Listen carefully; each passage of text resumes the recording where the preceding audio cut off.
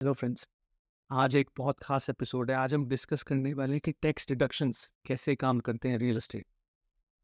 Specially it's good for investors, जो real estate investors है, कि कैसे क्या क्या चीज़ें हैं जो जो टैक्स डिडक्टेबल है रियल एस्टेट।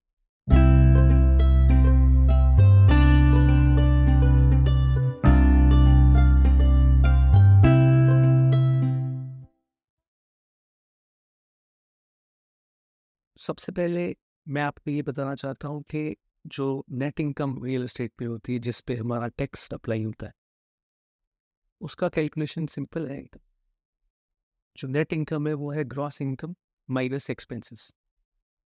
ग्रॉस इनकम में क्या-क्या आता है, वो अगला क्वेश्चन है कि ग्रॉस इनकम में हमारी जो रेंटल रेवेन्यू है वो तो आएगा ही आएगा, जो हम रेंट रिसीव कर रहे हैं टेनेंट से।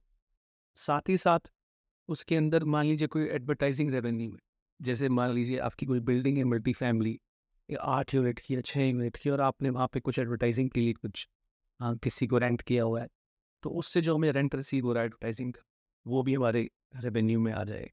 या फिर हमारी 8 यूनिट की मल्टी फैमिली बिल्डिंग में जो लॉन्ड्री है, हमने 5 लॉन्ड्री की मशीन लगाई है, और वो शेयर्ड लॉन्ड्री है और वो पेड लॉन्ड्री है। उसको सारे जो रेज़िडेंट्स हैं, वो लोग शेयर करके पे करते हैं वहाँ पे पर यूसेज, पे पर यूसेज।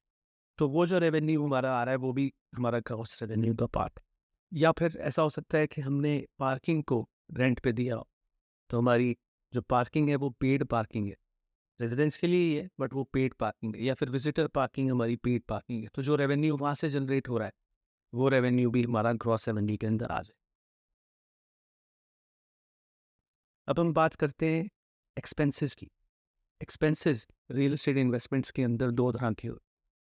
पहला होता है करंट एक्सपेंस, और दूसरा होता है कैपिटल एक्सपेंस।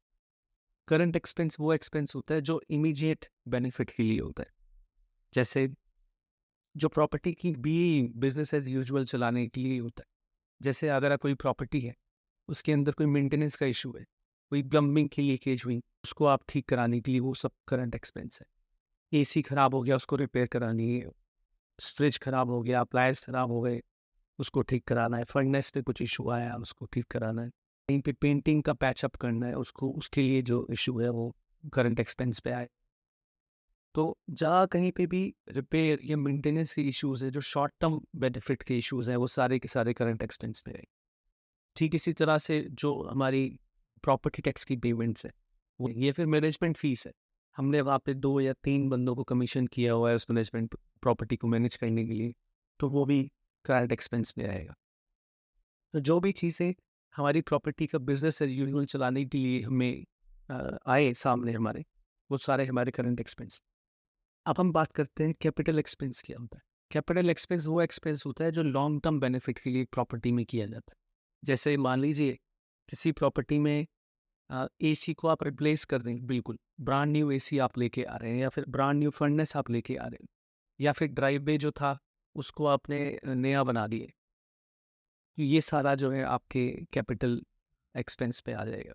तो बेसिकली वो सारी रिपेयर्स, वो सारी चीज़ें जो आप प्रॉपर्टी के साथ करो, जो आपको लास्टिंग बेनिफिट दें, यानी 15-20 साल, 25 साल, 30 साल, 40 साल तक बेनिफिट दें, वो सारी की सारी कैपिटल एक्सपेंस पे काउंट होती। ये एक बुनियादी डिफरेंस है करंट एक्सपेंस का और capital expense. Current expenses short term benefit, जो जो चीज़ें हम प्रॉपर्टी में करते हैं। Capital expenses long term benefit. Current expense पूरा का पूरा आप राइट ऑफ डिडक्ट कर सकते हो अपनी टैक्स पेमेंट्स में फ्रॉम योर रेवेन्यू।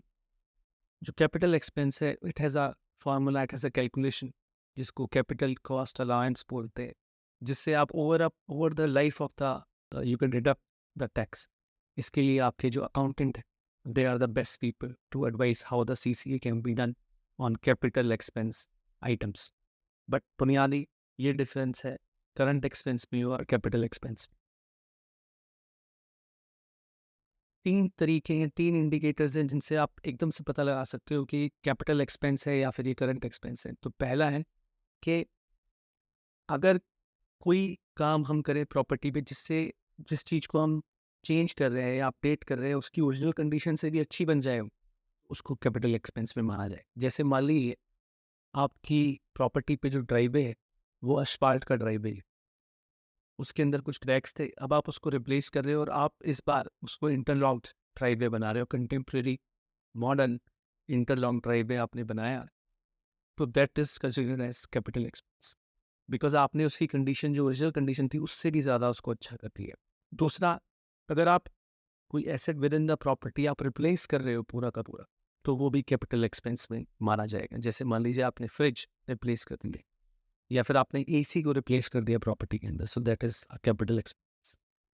तो replacing an asset within the property it's capital expense. और तीसरा, कि कोई प्रॉपर्टी को आपने लिया और उसकी कंडीशन ऐसी नहीं है कि वो रेंटेबल हो या फिर यूजेबल हो। अगर आप खुद रहना चाहते हैं तो आपके लिए यूजेबल, या फिर अगर आप रेंट करना चाहते हैं तो वो रेंटेबल, रेडिली रेंटेबल नहीं है, तो उस केस में आपको जो पैसा खर्च करना पड़े to make it rentable, to make it liveable और usable, that is part of capital expense. यही खर्चे अगर रेगुलर बीएयू में आए तो वो करंट एक्सपेंस का पार्ट है, बट अगर ये खर्चे शुरू में ही प्रॉपर्टी खरीदने के बाद अगर आपको आए तो फिर वो कैपिटल एक्सपेंस का पार्ट है। यानी प्रॉपर्टी लेने के बाद शुरू में ही अगर हमें कुछ मेजर काम करना पड़े उसको यूजेबल बनाने के लिए, तो फिर वो capital expense. And then finally net income, gross revenue minus the expenses, and finally जो फिगर निकल के आती है that's the figure on which taxes applied as per your bracket. So I hope this was helpful. और अगर कोई और topic है जो आप चाहते हो कि मैं जिस पे बात करूं, तो ज़रूर आप उसको शो नोट्स में या कमेंट्स में डालो एंड वी विल स्पीक।